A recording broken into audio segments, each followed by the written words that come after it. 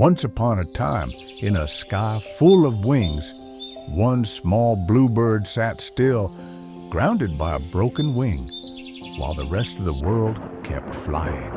She didn't fall by accident. She fell saving another. In the heart of a storm, she gave everything, just so one little bird could fly again.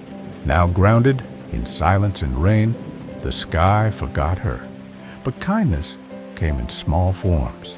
A squirrel, a smile, a moment of warmth.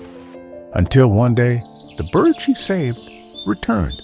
With gratitude in her wings and love in her flight, she didn't forget.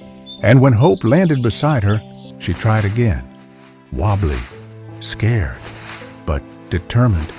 Because even broken wings remember how to fly. And this time, she wasn't flying alone. The sky had always been hers. She just needed to believe it again.